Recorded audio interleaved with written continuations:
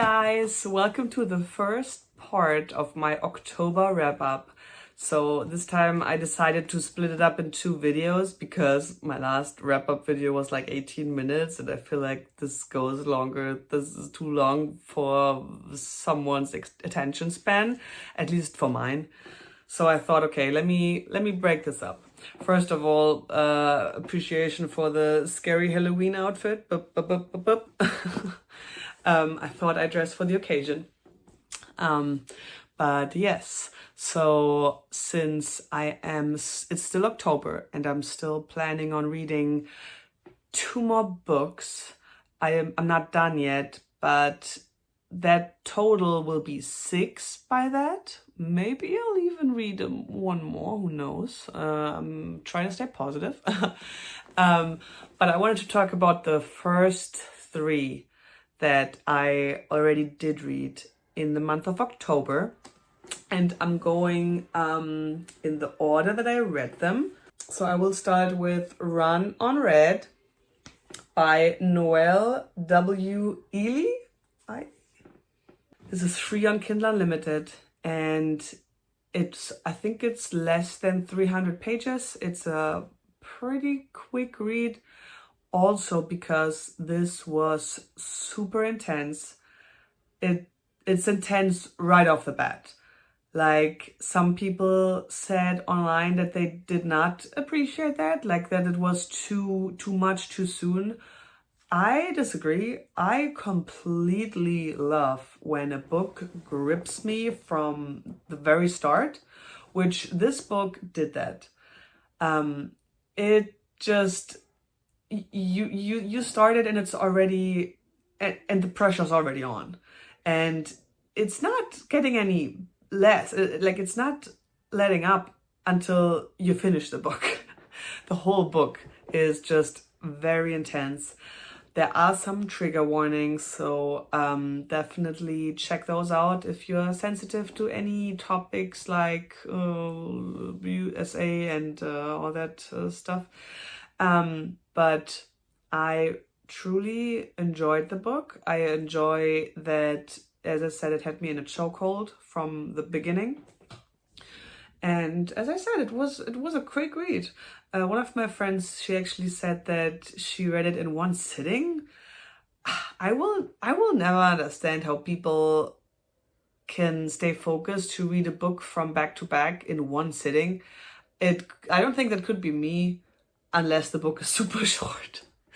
But even then, I read a short story by Taylor Jenkins Reid, which was like 88 pages, and I also could read that in one sitting. So yeah, no, I barely read books in anything less than like 2 days at least. But that's just me. So yes, I gave it 4 stars. I enjoyed it. Great book. If you're not sensitive to any of the trigger warnings and if you want a fast-paced book, this is definitely it. All right, so the next one is actually the one that was chosen for 2 of my book clubs this month. It is, ta-da, this one, Hidden Pictures by Jason Rekulak. And, okay, I saw people rave about this. People loved it. They said, oh, it's so great, so creepy, so scary.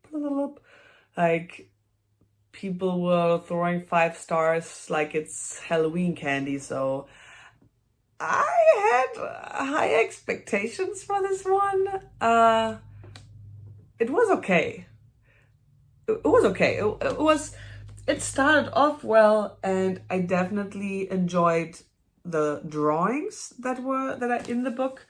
This is why you should not do this as audiobook, because you actually need to see the little scribbles that make it even more creepy. Like, yeah. So that I really enjoyed that part. But yeah, it was missing something.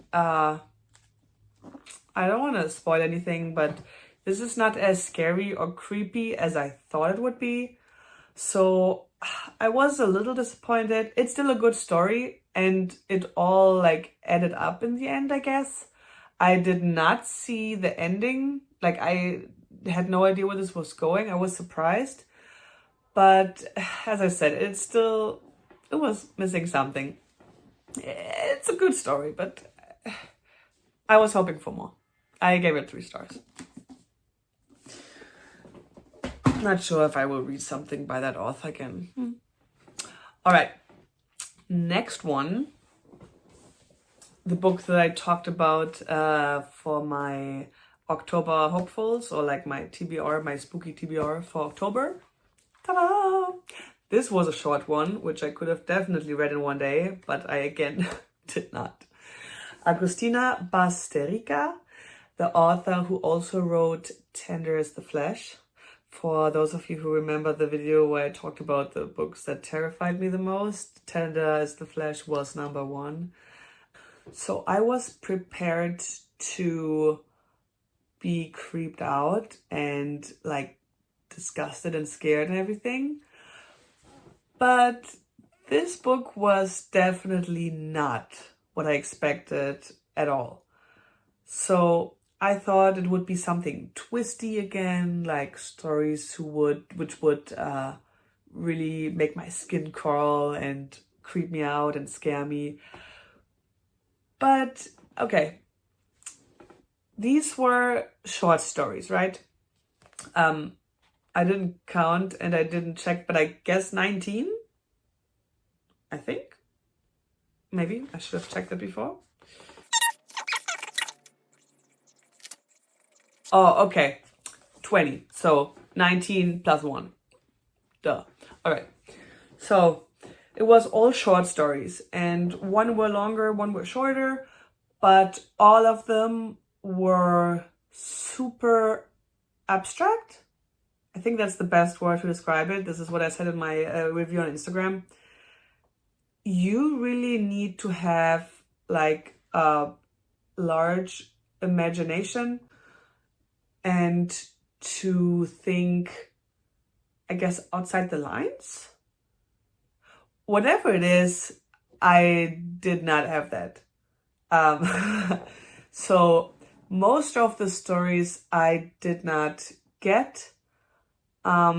Maybe I need to read it again. I might actually will, because this was chosen for one of my weekly book clubs because it's like so short and we meet already on Wednesday. So I might try and read it again. I wasn't a big fan since, as I said, I didn't understand a single word. I think there were like 2 or 3 stories that I enjoyed. I enjoyed Roberto. I don't want to spoil anything, but I like that one because that one was easy to understand what she was talking about. It was still weird, but it was easy to understand what she's talking about. Mary Carmenum was what I also liked, even though I'm not too sure on the ending, but I kind of understood some of it, I guess. And I think there was a third one, but now I don't remember which one it was. There's one that's called Dishwasher, and that one super confused me. Like, the lady was talking about she tried to date a guy and then she bought a dishwasher. So, yeah. I might, if any one of you read this and want to shed some light on some of the stories, I was even thinking if I should do like a discussion kind of a YouTube video where I talk with someone about the stories and what they could mean. Because as I said, I'm completely lost. I was lost throughout most of this book. So if you have a good imagination and if you're curious to see what she's talking about, definitely check it out. It's a quick read, as I said, perfect for spooky season. But as I said, it just wasn't for me. I just finished an audiobook actually, and I'm planning on finishing up the book of Cold Cases as well as Ghost Eaters. These are the 2 books I'm currently reading, and I still want to try to finish Mary, even though this is a long book and it's already, October's almost over, so I don't know. Maybe I'll make it, maybe not, but I definitely want to finish. Oh, well, actually, after I finished Ghost Eaters and Book of Cold Cases, I got my goal. Like 6 books. 6 books is fine. Yeah. Huh. Yeah. But all right, that was it for my October wrap up part 1. I don't know if I will keep doing this from now on. Maybe I will, because I feel like I have more time for each book without letting the video get too long. But we'll see how it turns out. So next week I will be posting part 2. By then I will have finished the Book of Cold Cases and Ghost Eaters. And I will also talk about What Lies in the Woods, which is the audiobook that I just finished. And yeah, I'll see you guys then. Bye.